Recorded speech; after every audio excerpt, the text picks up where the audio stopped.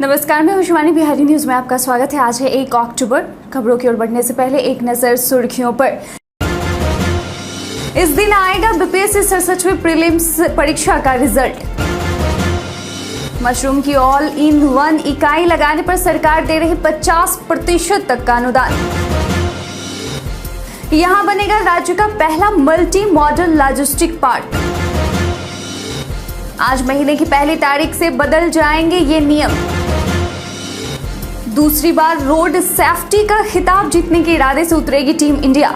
अब चलिए बढ़ते हैं बिहार की अब तक की 25 बड़ी खबरों की ओर विस्तार से। बीपीसीएल ने इतने रिक्त पदों के लिए जारी किया recruitment notification. Bharat petroleum corporation limited BPCL Kochi Kerala ने विभिन्न इंजीनियरिंग डिसिप्लिन में टेक्नीशियन अप्रेंटिस के कुल मिलाकर 57 रिक्तियों पर भर्ती के लिए रिक्रूटमेंट नोटिफिकेशन जारी किया है। इसके लिए अगर शैक्षणिक योग्यता की बात की जाए तो आवेदक को संबंधित इंजीनियरिंग डिसिप्लिन में डिप्लोमा पास होना जरूरी है।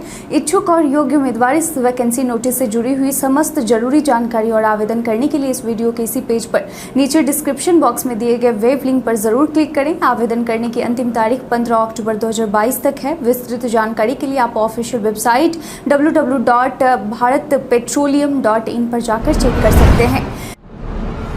इस दिन आएगा बीपीएससी 67वीं प्रीलिम्स परीक्षा का रिजल्ट। बहुप्रतीक्षित बीपीएससी 67वीं प्रारंभिक प्रतियोगिता परीक्षा बीते दिन संपन्न हुई और अब इसका रिजल्ट 15 नवंबर को प्रकाशित किया जाएगा और मेंस परीक्षा दिसंबर तक हर हाल में आयोजित करा ली जाएगी। परीक्षा समाप्त होने के बाद बीपीएससी आयोग के अध्यक्ष ने बताया कि परीक्षा को कदाचार मुक्त और शांतिपूर्ण तरीके से संपन्न कराने के लिए आयोग की तरफ से कई महत्वपूर्ण निर्णय लिए गए थे। उन्होंने बताया कि इस बार लगभग 4.75 लाख यानी कि 4,75,000 अभ्यर्थी परीक्षा में शामिल हुए। प्रदेश के सभी 1153 परीक्षा केंद्रों पर जैमर की व्यवस्था की गई थी। दिन के 11 बजे से परीक्षा संपन्न होने के समय 2 बजे तक 3 घंटे के लिए जैमर पूरी तरह से सक्रिय रहा। जैमर कैसे काम कर रहा है, इसको लेकर एक दिन पूर्व सभी जैमर की टेस्टिंग कर ली गई थी।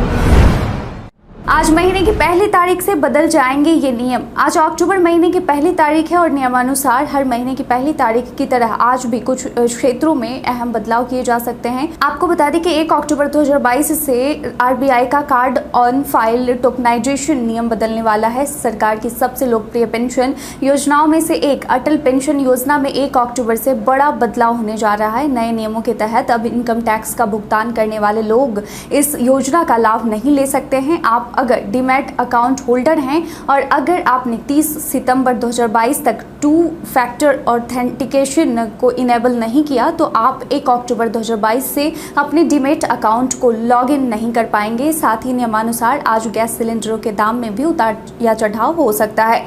यहाँ स्थित है बिहारी पर्यटन में आज हम बात करेंगे बिहार के सबसे ऊंचा दुर्गा मंदिर के बारे में। बिहार में कई दर्शनीय, ऐतिहासिक और तीर्थ स्थल मौजूद हैं जो कि आपके बिहार पर्यटन को यादगार बना सकते हैं। उन्हीं में से एक है मधुबनी जिले के जयनगर स्थित दुर्गा मंदिर। फिलहाल नवरात्रि का दिन चल रहा है, ऐसे में हम आपको ले चलते हैं बिहार के सबसे बड़े दुर्गा मंदिर। बिहार के मधुबनी जिले के जयनगर में भारत नेपाल सीमा से महज 3 किलोमीटर की दूरी पर मां दुर्गे की ये भव्य एवं सुंदर मंदिर स्थापित है। इस मंदिर की ऊंचाई लगभग 118 फीट है। शक्तिपीठ से विख्यात मां दुर्गा का यह मंदिर बिहार का सबसे ऊंचा दुर्गा मंदिर के तौर पर स्थित है। सबकी मुरादें पूरी करने वाली मां दुर्गे की मंदिर में 12 मास शादी, ब्याह, मुंडन, संस्कार एवं धार्मिक अनुष्ठान होता रहता है। साल में 2 बार मां दुर्गा की भव्य पूजा की जाती है। आश्विन एवं चैती दुर्गा पूजा सदियों से होती रही है। मां दुर्गे के पास अक्सर कबूतर बैठी होती है। इन्हें दर्शन कर श्रद्धालु खुद को धन्य मानते हैं। बिहार प्रोहिबिशन कांस्टेबल परीक्षा के लिए रिलीज हुआ admit card. Bihar prohibition constable परीक्षा के लिए आवेदन कर रखे अभ्यर्थियों के लिए अहम सूचना है। सीएसबीसी ने बिहार प्रोहिबिशन कांस्टेबल परीक्षा के लिए एडमिट कार्ड जारी कर दिया है। आवेदन कर चुके अभ्यर्थी सीएसबीसी की आधिकारिक वेबसाइट csbc.bih.nic.in पर जाकर अपना एडमिट कार्ड डाउनलोड कर सकते हैं। बिहार पुलिस प्रोहिबिशन कांस्टेबल लिखित परीक्षा का आयोजन 16 अक्टूबर 2022 दिन रविवार को किया जाएगा। परीक्षा की टाइमिंग रहेगी सुबह 10 से 12 की और इसके लिए कैंडिडेट्स को ठीक 1 घंटा पहले यानी 9 बजे रिपोर्ट करना होगा। आप अपने साथ एक वैलिड आईडी प्रूफ जरूर ले जाएं। आरपीएफ ने 19 लाख कीमत की सोने के साथ एक व्यक्ति को पकड़ा। बिहार के गया में आरपीएफ को बड़ी सफलता हाथ लगी है। गया में आरपीएफ के जवान ने लाखों का सोना बरामद किया है। इसके साथ एक व्यक्ति को भी गिरफ्तार किया है जो कि नवादा का रहने वाला बताया जा रहा है। आरपीएफ ने प्राथमिक कार्रवाई के बाद इस मामले को आयकर विभाग को सौंप दिया है। आरपीएफ से मिली जानकारी के अनुसार गाड़ी संख्या 12307 हावड़ा जोधपुर एक्सप्रेस से गया स्टेशन पर एक व्यक्ति को उतरकर संदिग्ध अवस्था में तेजी से जाते हुए देखा गया। तभी शक के आधार पर पुलिस ने गाड़ी रुकवाकर मामले की छानबीन की, जिसके बाद उसके पास से लाखों का सोना बरामद किया गया, जिसकी कीमत 19 लाख के आसपास बताई जा रही है। मशरूम की ऑल इन वन इकाई लगाने पर सरकार दे रही 50% तक का अनुदान। किसानों के लिए अच्छी खबर है, खासकर मशरूम उत्पादक किसानों के लिए। बता दें कि किसानों की आय को दुगना करने के उद्देश्य से मशरूम के साथ स्पॉन यानी बीज और मशरूम की कंपोस्ट उत्पादन की ऑल इन वन इकाई लगाने के लिए बिहार के किसानों को 50% तक सब्सिडी दी जा रही है। एकीकृत बागवानी विकास मिशन योजना के तहत किसानों को इकाई लगाने के लिए इकाई लागत पर 50% तक का अनुदान दिया जाएगा। सब्सिडी का लाभ लेने के लिए बिहार कृषि विभाग की आधिकारिक वेबसाइट horticulture.bihar.gov.in पर विजिट कर सकते हैं। इस योजना से संबंधित अधिक जानकारी के लिए नजदीकी जिले में स्थित राज्य उद्यान विभाग के कार्यालय में सहायक निदेशक से भी संपर्क कर सकते हैं। बिहार की महिला रग्बी टीम ने कांस्य पदक पर किया कब्जा। बिहार की बेटियों ने गुजरात में चल रहे 36वें राष्ट्रीय खेलों की रग्बी स्पर्धा में कांस्य पदक जीतकर देश भर में अपने लिए जगह बनाया है। यह बिहार का दूसरा पदक है। इससे पहले बिहार ने नेटबॉल की महिला वर्ग में भी कांस्य पदक जीतकर कीर्तिमान स्थापित किया है। बता दें कि महिला रग्बी में तीसरे स्थान के लिए हुए मुकाबले में बिहार ने दिल्ली को 14-5 से पराजित किया, जहां पहले हाफ में बिहार ने 14-0 से हराया। दूसरे हाफ में दिल्ली ने 5 अंक हासिल किए। सरकारी स्कूलों में अब स्टील के बर्तन में बनेंगे मिड डे मील। बिहार के सरकारी स्कूलों में बनने वाले मिड डे मील को लेकर अहम फैसला लिया गया है। अब सरकारी स्कूलों में बनने वाले मध्याह्न भोजन को अब एल्यूमिनियम नहीं बल्कि स्टील के बर्तनों में बनाया जाएगा। इसकी तैयारी भी शुरू कर दी गई है। बता दें कि मध्याह्न भोजन योजना निदेशालय की ओर से इसके लिए हाल में टेंडर निकाला गया था। 75% बर्तन सप्लाई की जिम्मेवारी सोनीपत की वर्ल्डफा एक्सपोर्ट प्राइवेट लिमिटेड एजेंसी को दी गई है। मिड डे मील योजना निदेशालय की माने तो इसके लिए 110 करोड़ रुपए का फंड आया है। बिहारी बर्थडे स्पेशल में आज हम बात करेंगे मनाजीर एहसान गिलानी की। मनाजीर एहसान गिलानी एक भारतीय सुन्नी इस्लामी विद्वान और उस्मानिया विश्वविद्यालय में धर्मशास्त्र संकाय के पूर्व डीन थे। उन्होंने तदवीन ए हदीस, मुकद्दमा, तडवीन ए फिक्ह और सवानी कासमी लिखी। मोहम्मद हमीदुल्लाह उनके छात्रों में से थे। मनाजीर एहसान गिलानी का जन्म आज ही के दिन 1 अक्टूबर 1892 को बिहार के नालंदा जिले के एक छोटे से गांव गिलान में हुआ था। उन्होंने अनवर शाह कश्मीरी के साथ सहीह मुस्लिम, सब्बीर अहमद उस्मानी और असगर हुसैन देवबंदी के साथ सुनन अबू दाऊद, हुसैन अहमद मदनी के साथ सुनान एन नासाई, गुलाम रसूल हजारवी के साथ इब्न मजाह और अजीजुर रहमान उस्मानी के साथ मुवत्ता इमाम मलिक का अध्ययन किया। नए नियम के तहत आज से होगा बालू खनन। बिहार में घर बनाने की सोच रहे लोगों के लिए अच्छी खबर है। आपको बता दें कि आज से बालू खनन शुरू हो रहा है। मिली जानकारी के अनुसार राज्य में हो रही बालू की किल्लत को देखते हुए कॉन्ट्रैक्ट में विस्तार कर दिया गया है। अगले 3 महीने तक पुराने बंदोबस्तधारी ही बालू घाटों पर खनन करेंगे। बताया गया है कि नया प्रावधान 1 अक्टूबर यानी आज से लागू हो जाएगा। मतलब यह कि आज से राज्य में बालू महंगा बिकेगा। वहीं आज से कड़ी निगरानी और देखरेख में बालू का खनन किया जाएगा ताकि आम लोगों को बालू की किल्लत से निजात दिलाया जा सके। यूपीआई से गलत खाते में चला गया पैसा तो ऐसे ले सकते हैं वापस। नेट बैंकिंग की सुविधा आने से जितना हम लोगों का काम आसान हुआ है उतना ही कभी कभी यह मुश्किल में डाल देती है। इसमें सबसे ज्यादा कॉमन बात है किसी गलती से अगर किसी अन्य व्यक्ति के अकाउंट में पैसे चले जाएं। ऐसे में आप क्या करेंगे? आपको बता दें कि आरबीआई की नई गाइडलाइन के अनुसार अगर गलती से गलत अकाउंट में पैसे चले जाएं तो 48 घंटे के भीतर पैसे रिफंड ले सकते हैं। यूपीआई और नेट बैंकिंग करने के बाद स्मार्टफोन पर प्राप्त मैसेज को कभी भी डिलीट ना करें। इस मैसेज में PPBL नंबर होता है। पैसे रिफंड लेने के लिए इस नंबर की आपको जरूरत पड़ती है। बैंक की जिम्मेदारी है कि वह आपके पैसे को 48 घंटे के भीतर रिफंड करे। अगर बैंक पैसे वापस दिलवाने में मदद नहीं करे तो ऐसे में ग्राहक बैंकिंग ombudSMAN.RBI.org.in पर जाकर शिकायत कर सकते हैं। राजस्व विभाग ने सेवानिवृत्त कर्मियों को लेकर सभी डीएम को दिए ये आदेश। एक और जहां जमीन से जुड़े मामलों को जल्द से जल्द निपटाने की दिशा में काम कर रही राजस्व भूमि सुधार विभाग एक के बाद एक अहम फैसले ले रही है। इसी बीच राजस्व भूमि सुधार विभाग ने सभी जिलों के डीएम को पत्र लिखकर यह आदेश दिया है कि प्रत्येक महीने की 10 तारीख तक सेवानिवृत्त होने वाले या मृत राजस्व कर्मचारी या अमीन समेत अन्य कर्मियों का पूरा विवरण भेजने का निर्देश दिया है। इस पत्र में लिखा गया है कि अधिकतर जिलों से इस तरह की जानकारी उपलब्ध नहीं कराई जाती है। इस वजह से ऐसे कर्मियों को सेवांत लाभ देने में काफी समय लग जाता है।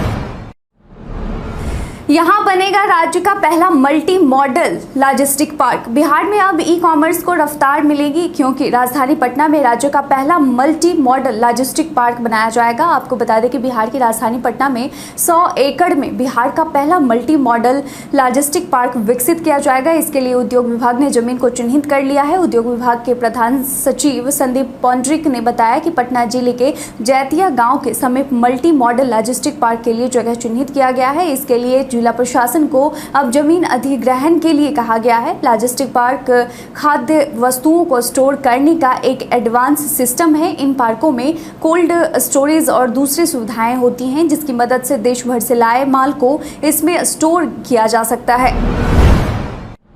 आम आदमी को महंगाई का एक और झटका, महंगा होगा लोन, बढ़ेगी आपकी ईएमआई। आम लोगों को महंगाई की एक और मार पड़ी है। आपको बता दें कि बीते दिन रिजर्व बैंक के अध्यक्ष शक्तिकांत दास की अध्यक्षता में हुई मौद्रिक नीति की समीक्षा बैठक का आखिरी दिन था जिसमें यह फैसला लिया गया कि रेपो रेट में 50 आधार अंकों की बढ़ोतरी की जाएगी। इस बढ़ोतरी के बाद रेपो रेट 5.40 से बढ़कर 5.90% हो गया है। आपकी जानकारी के लिए आपको बता दें कि रेपो रेट वह दर है जिस पर आरबीआई द्वारा बैंकों को कर्ज दिया जाता है और बैंक इसी कर्ज से ग्राहकों को लोन देते हैं। रेपो रेट बढ़ने का मतलब है कि बैंक से मिलने वाले कई तरह के लोन महंगे हो जाएंगे। इसका असर होम लोन, कार लोन और पर्सनल लोन की ईएमआई महंगे होने के रूप में देखने को मिलेगा।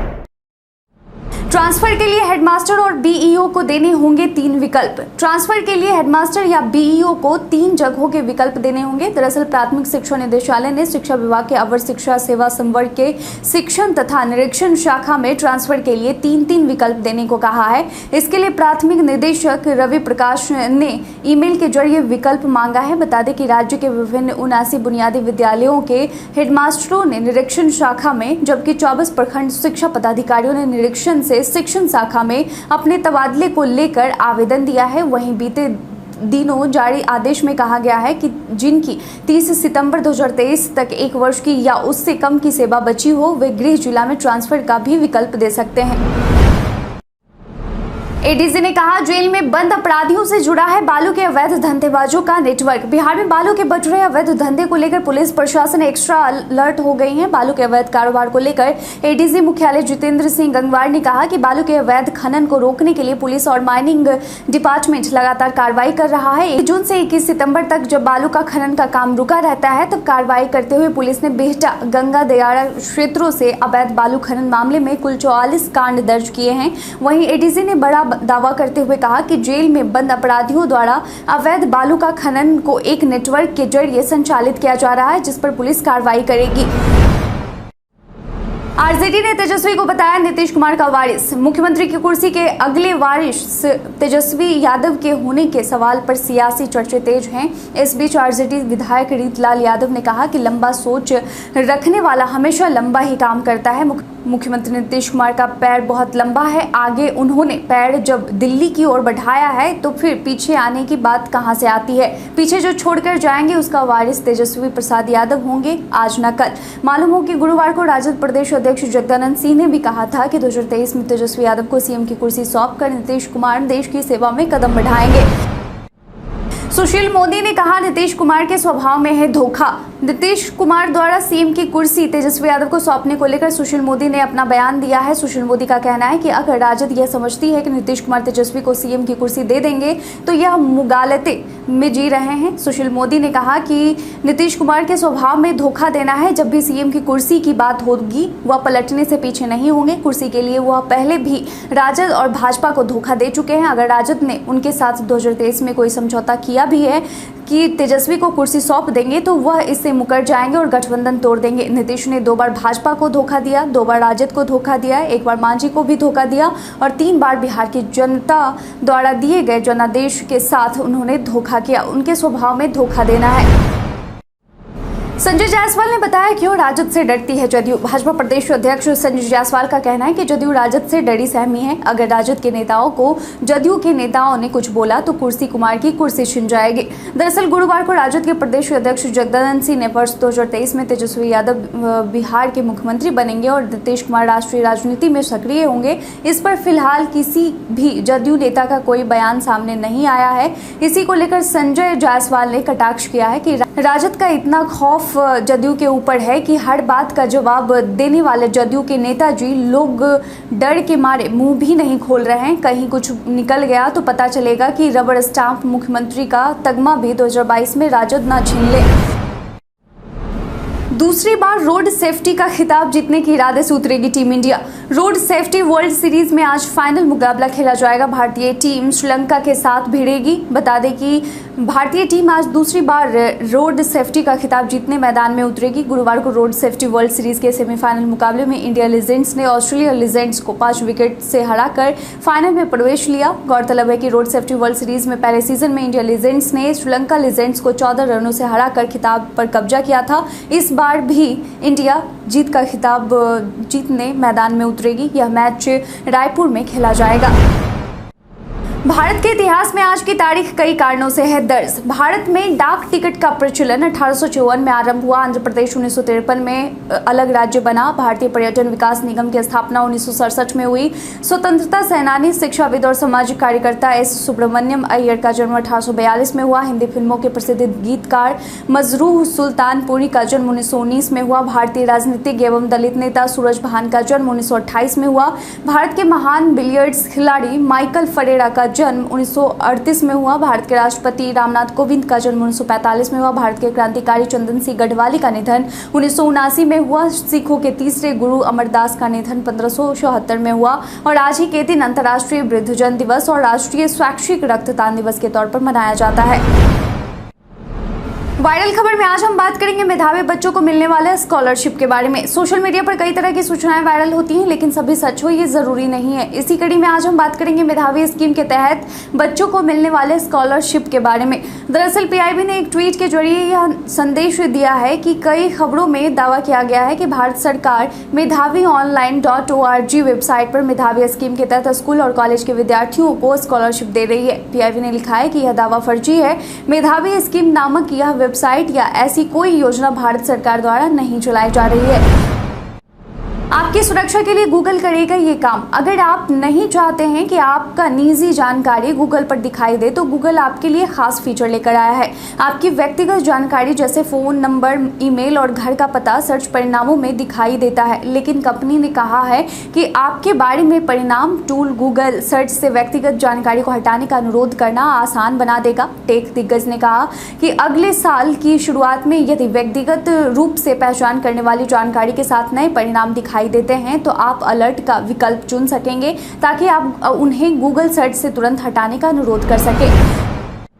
कांग्रेस चाहती तो नीतीश पीएम का चेहरा हो सकते थे। जन अधिकार पार्टी के अध्यक्ष पप्पू यादव का कहना है कि अगर कांग्रेस चाहती तो नीतीश कुमार पीएम पद का उम्मीदवार हो सकते हैं। दरअसल बीते दिन पप्पू यादव समस्तीपुर के ताजपुर में 2015 में दर्ज हुए आचार संहिता उल्लंघन मामले में समस्तीपुर जिला कोर्ट में पेश हुए।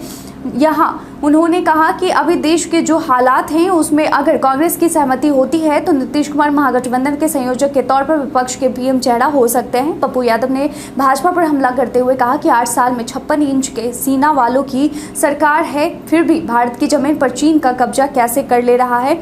नेपाल हमारे देश में घुसकर मारकाट कैसे कर रहा है। अब तक पीएफआई पर प्रतिबंध क्यों नहीं लगा, अब जाकर पीएफआई को बैन किया गया है। बीते दिन हमारे द्वारा पूछे गए सवाल का आप लोगों में से बहुत लोगों ने अपना जवाब में कमेंट सेक्शन में लिखकर दिया था। जिन्होंने पूछे गए सवाल का जवाब दिया है उनके नाम है रंजीत मिश्रा, राकेश शर्मा, अनवर करीम खान, मुटू रंगीला, गुनर शर्मा, नरेंद्र कुमार, भान प्रकाश मौर्य, कविता कुमारी, कुलदीप कुमार, कुमोद यादव और लक्ष्मी मेहता। इसके साथ ही बढ़ते हैं आज के सवाल की ओर। आज का सवाल है कि आपको क्या लगता है, भारतीय टीम एक बार फिर से रोड सेफ्टी वर्ल्ड सीरीज का खिताब जीतने में कामयाब हो पाएगी? अपना जवाब में कमेंट सेक्शन में लिखकर जरूर बताएं। आज के लिए बस इतना ही। बिहार की तमाम खबर के साथ बने रहने के लिए देखते रहें बिहारी न्यूज़। धन्यवाद।